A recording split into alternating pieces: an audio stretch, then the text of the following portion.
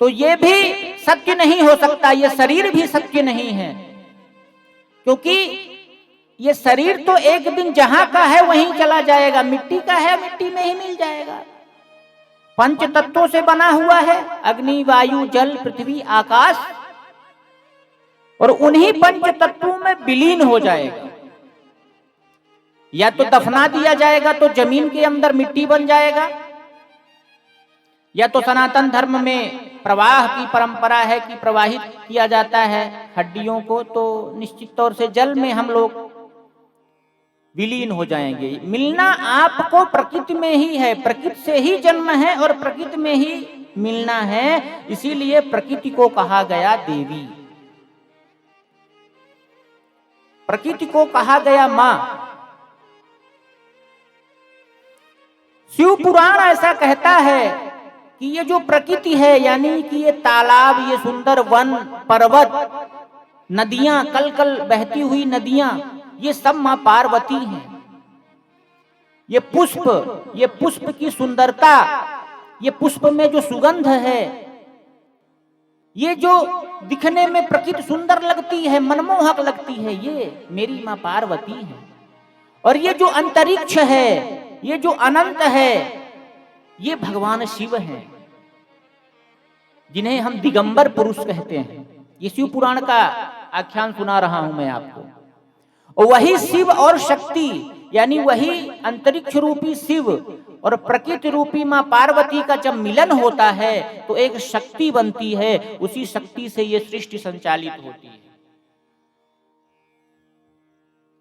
तो ये प्रश्न, मैं कौन हूं, मेरा जन्म किस लिए हुआ है, मेरे जन्म का उद्देश्य क्या है, ये हर व्यक्ति के मन में रहता है।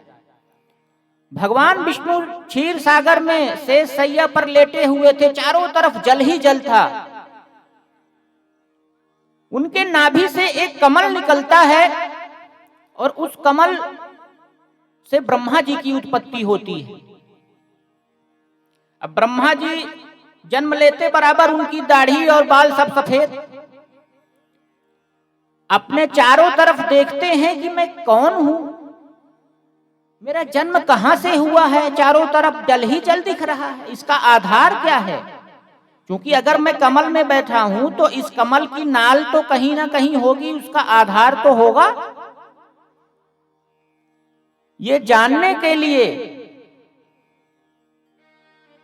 वो कमल की नाल को, डंडी को पकड़कर नीचे उतरते हैं तो देखते हैं वहां पर एक सुंदर युवा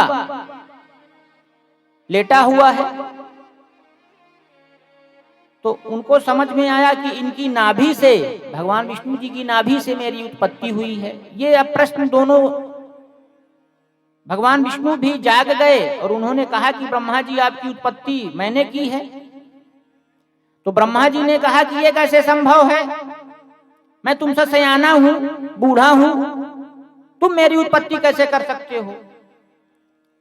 तब वहां आदि शक्ति जगत जननी प्रकट होती हैं और अपने विमान में बैठा करके दोनों को ले जाती हैं।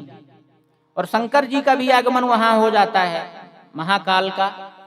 तीनों को अपने विमान में बैठाती हैं।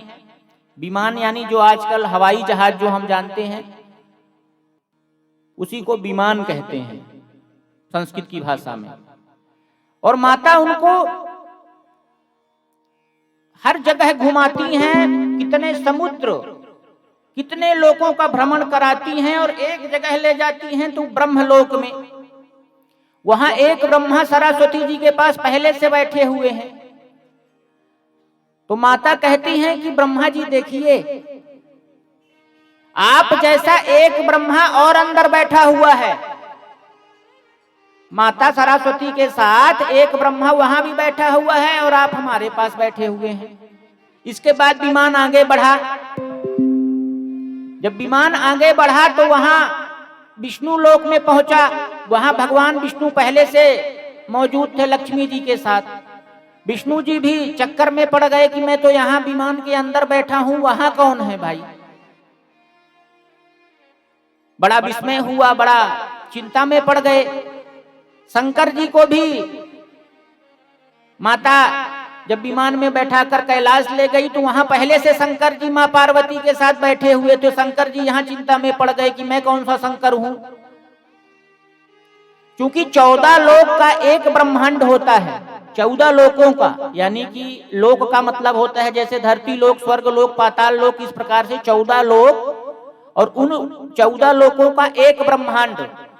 हर एक ब्रह्मांड में अलग अलग ब्रह्मा हैं, विष्णु हैं और महेश हैं, और इस प्रकार से अनंत कोटि ब्रह्मांड हैं।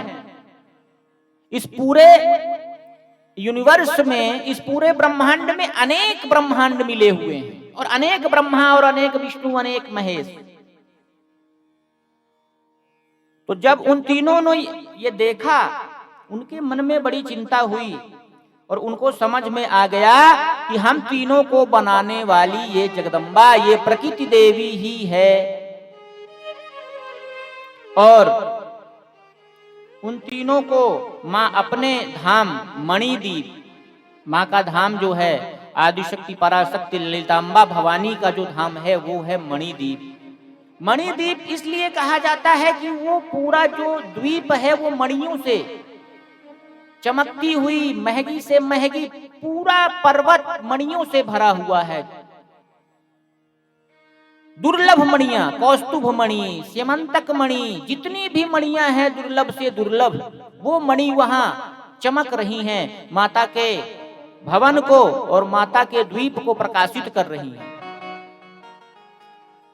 आज यहां पर तीनों ने एक और बहुत ही चमत्कारिक घटना देखी कि माता लेटी हुई थी अपने पलंग में, चारों तरफ मणियां चमक रही थी, और माता की जो दासियां थी वो माता के चरण दबा रही थी। तो जब ब्रह्मा विष्णु और महेश पहुंचे तो माता ने एक लीला की।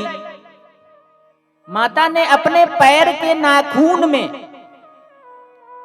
संपूर्ण ब्रह्मांड के दर्शन करा दिए तीनों को, ब्रह्मा जी को भी, विष्णु जी को भी और शंकर जी को भी।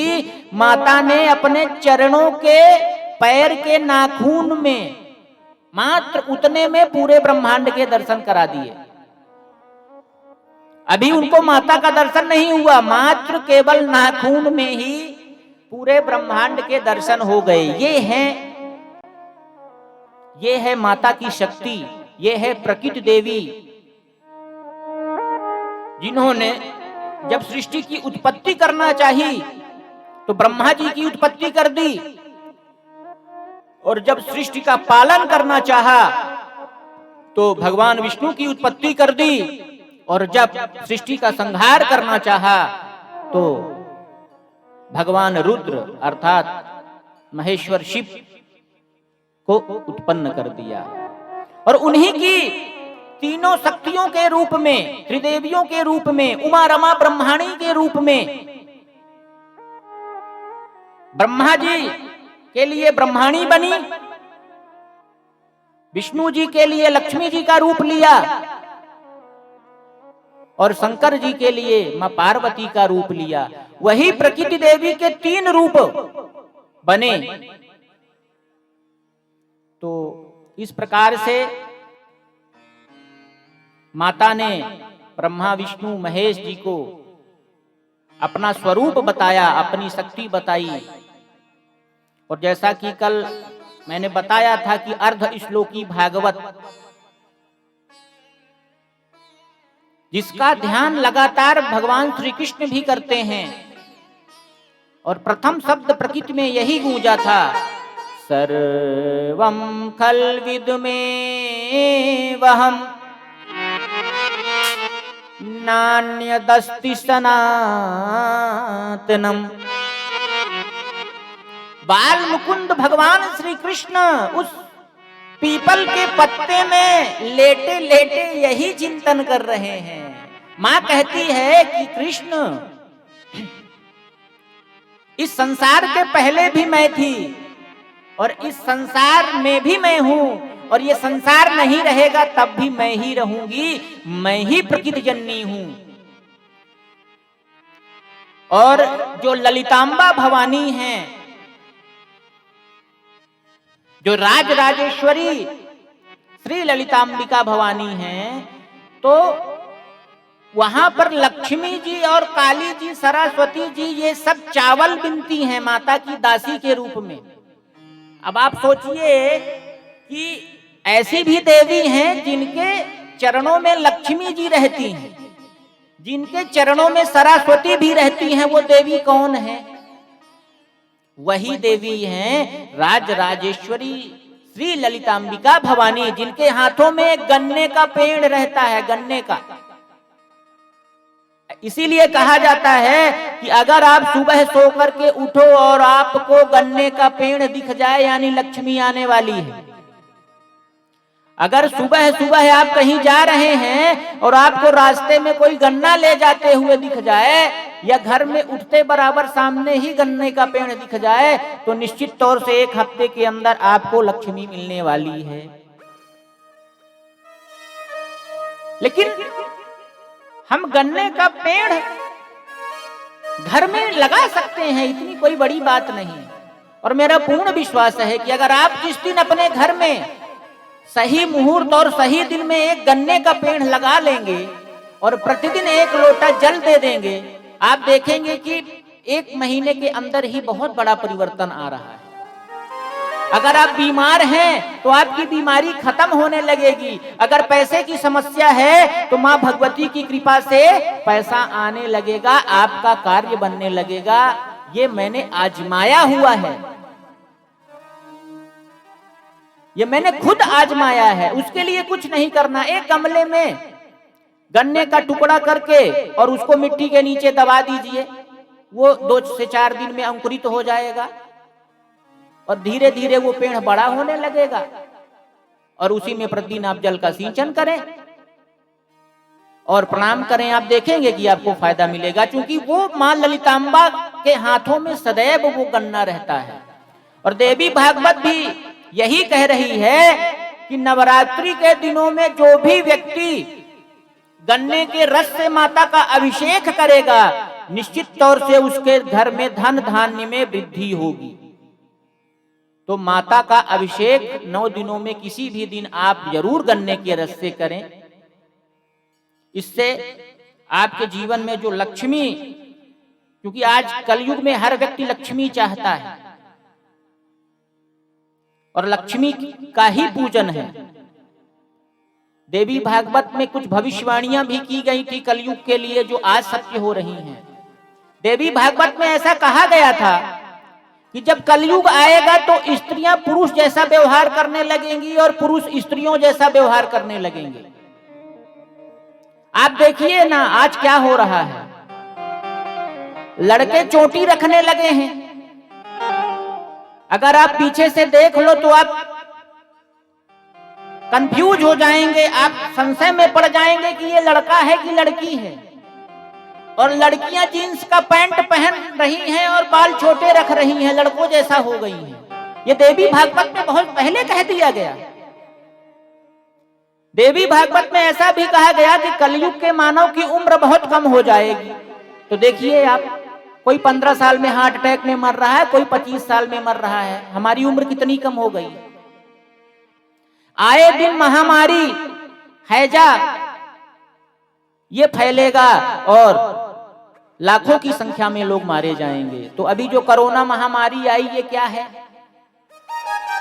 ये भी तो महामारी है और लाखों लोग मारे गए। हमने अपनों को खोया है। यहाँ भी इस गांव में भी कुछ ऐसी माताएं होंगी जिन्होंने अपने बच्चे को खोया है, किसी ने अपने भाई को खोया है इस कोरोना में।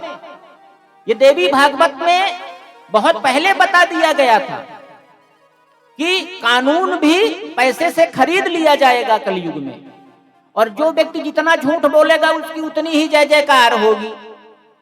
ये चीजें देवी भागवत में कलयुग के लिए भविष्यवाणी बहुत पहले ही कर दी गई थी, जो आज सत्य हो रही है। तो देवी भागवत जिस घर में मात्र रखा रहेगा और पूजन होगा, वहां पर महामारी का भय कभी नहीं सताएगा। वहां पर डाकनी साकनी पिशाचनी भूत प्रेत की माया कभी नहीं चलेगी। मात्र केवल रखकर, पवित्र जगह में रखकर, ईशान कोण में, उत्तर पूर्व में। मैं ये नहीं कहता कि आप देवी भागवत ही रखें, आप जो भी पढ़ते हो, श्री रामचरितमानस पढ़ते हो, तो श्री रामचरितमानस को भी बढ़िया लाल वस्त्र में, साफ जगह उत्तर पूर्व में रखें। ये ध्यान रखें, उत्तर पूर्व में रखें, क्योंकि जो पुराण है वो साक्षात भगवान का अंश है। जैसे श्री कृष्ण श्रीमद् भगवत गीता में वास करते हैं, उसी प्रकार से जगदम्बा भी श्रीमद् देवी भागवत में वास करती हैं, और शिव पुराण में भगवान शिव वास करते हैं। तो हम पवित्र जगह रखें, और ज्यादा कुछ ना हो तो सुबह शाम कम से कम हाथ तो जोड़ ही सकते हैं। अगर हो सके तो दिया बत्ती भी दिखा दें, अगर नहीं हो पा रहा तो हाथ तो जोड़ ही लीजिए। पढ़ नहीं सकते तो हाथ जोड़ लीजिए श्री रामचरितमानस में, इतने में ही आपका काम बन जाएगा।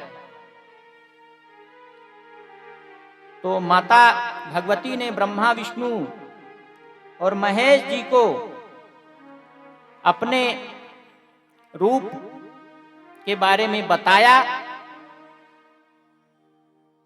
और दर्शन दिया और अपनी महिमा का गुणगान किया। आइए,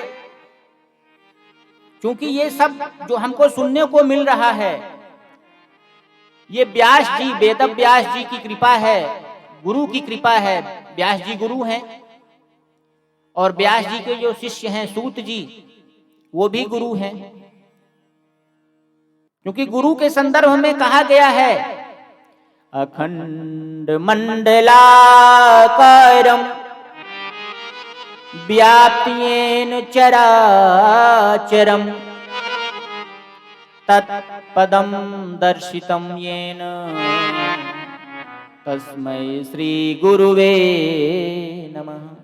आइए गुरु जी के चरणों में एक भजन समर्पित करते हैं, और अपने अपने गुरुओं को बड़े भाव से अपने हृदय में, जिसने गुरु मंत्र ले रखा है, अपने गुरु को याद करिए और इस भजन का आनंद लीजिए।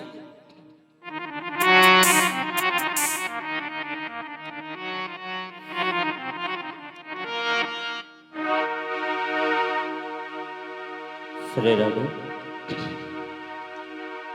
बोलिए गुरु भगवान की जय। करता करे